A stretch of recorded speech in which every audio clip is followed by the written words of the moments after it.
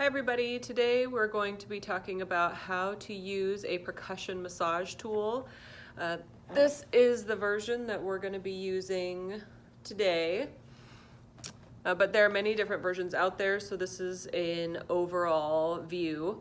We're first going to cover the medical conditions that are not suited for this type of work, but please note that if you have any questions about a condition that we don't list, consult your primary physician before using one. In the interest of time, I'm going to give a short explanation as to why some of these things are contraindicated, but some are pretty self-explanatory. If you have that condition, you're going to know the reason. All right, so a system-wide contraindication means that if you have this condition, don't use one, period. Epilepsy, diabetes with complications, a history of blood clots, a history of compartment syndrome, and osteoporosis, as well as pregnancy. Pregnancy is cautioned because there are acupressure points on the body that can stimulate contractions. And also during pregnancy, the body releases a hormone called relaxin, which loosens the joints and tissues in preparation for birth. And it's a little easier to misuse a percussion tool when you're pregnant. These next conditions are local contraindications, which means that using the tool in the affected area is not recommended. Retinal damage, to not use the tool on your upper shoulders and neck. If you have a pacemaker, you shouldn't be using the tool on your torso, but using it on your limbs is all right. True migraines that are not tension-based are contraindication. It's a lot of stimulation for the area and can make the migraine symptoms worse. Herniated discs, spondylolisthesis, and spondylosis are not recommended for use of the tool near the spine. Using it on the limbs and areas of the back that are away from the problematic discs or vertebrae is still okay. And any joint replacements, metal pins, or plates. Using the tool away from those plates and pins and joint replacements is fine, but using them directly on is not all right. Okay, again, this is not a complete list, but they are the contraindications we see the most often. So if you have any concerns, again, contact your physician for more information. Okay, now that we covered the important stuff, on to the fun stuff. There's several ways you can use this tool. Today we're going to explain 2 of them. As we feel they're the most effective strategies, and then Amber is going to demonstrate them on me on several different muscle groups so you can see how it works. First, let's talk intensity. When you first start using one of these tools, I would start with the lowest setting. Amber said that she likes to use it first on the forearm. People tend to go for the legs first because they're nice big muscles, and then they're a little more tender than they were expecting.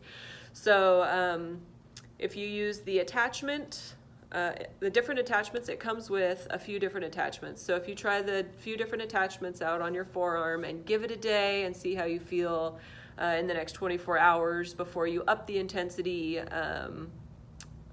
or use it on other parts of your body. I personally prefer the lowest setting on my own body. I feel like I have a little more control and my muscles don't feel overstimulated afterwards, but you can play with the options yourself. I'm going to go over the heads really quick. First, you have a ball attachment, and use this for more tender areas, bottom of the feet, your hands, up the sides of the neck, and any areas that tend to be really sensitive. The next one is this flat one, which I feel like gets used the most often, and can be used pretty much anywhere comparatively to a couple of the other ones that we have, but it's okay for bigger and smaller muscle groups. This next one is called the bullet, and it's more for bigger muscles that have deeper trigger points. It's not for use on tiny little muscles, and definitely not to use the first time you're going to use it. And lastly is this one, and it looks like it would be awesome to use on the sides of your spine. This is not the case.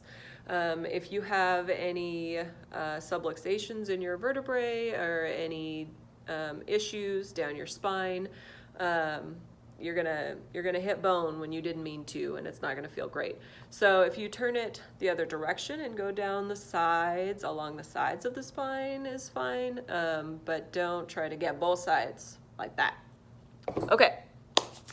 So next we're going to cover the speed at which you move when you're using the tool.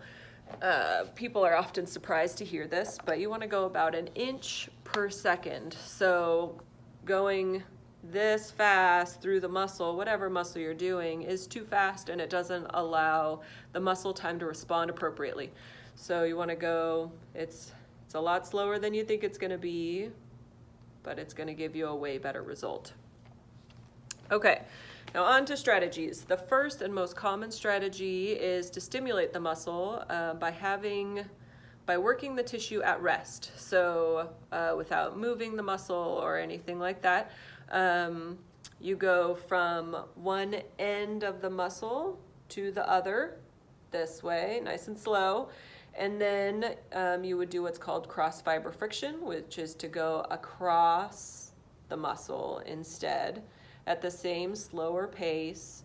And you're gonna do 3 to 5 passes. So you would do this 3 to 5 times, and then you would do this 3 to 5 times. For any of you that have had scar tissue work done, particularly here in the office, you'll recognize the cross fiber friction term.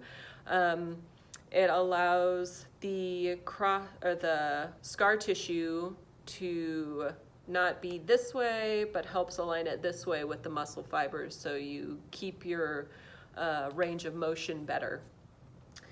The second strategy we're going to cover is with the muscle in motion. Instead of moving the tool, you're going to move the tissue. Help get glide between the fibers and keep your muscles from sticking together. Okay, so before we start the demo part of the video, there's a couple things I'd like to add. There is a lot of awesome training that goes into being a body worker, so that we can help our clients the best way that we possibly can. Obviously, most of the people using these tools at home haven't been through all of that training. And while I would love to give you all of the information so you can get 100% best use of this at home, it's not really practical in this setting. But I want you to be able to give yourself some good work. So this is a reminder for our patients, but for anyone watching this that hasn't heard it before, I would like to point out that where your pain isn't necessarily where your problem is. So just addressing something that hurts over and over and over again is going to be a never-ending task. You should also be addressing the muscle, its opposing muscle, and the tissues around it. By the time you feel pain, your body has already been dysfunctioning for a while. So the reason you feel pain in one spot is because something else isn't doing its job. So only addressing the overworked muscle isn't going to solve your problem. So if you're going to work on your hamstrings, work on your quads, and then do the sides of your leg as well, for example. Okay. If we don't cover a muscle group or issue that you're needing help with, bring your massage tool into the office and we'll help you get more specific. We aren't going to cover some areas today because it would take a lot of extra explaining for you to be safe about it.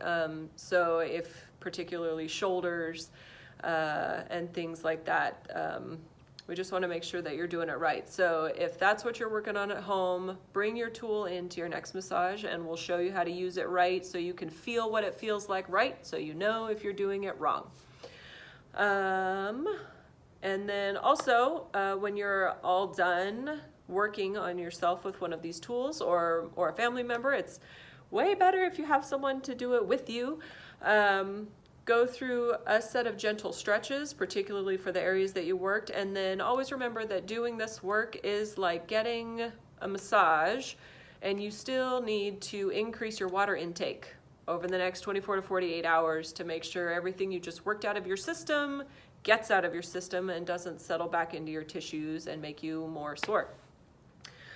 Okay, that being said, on with the show.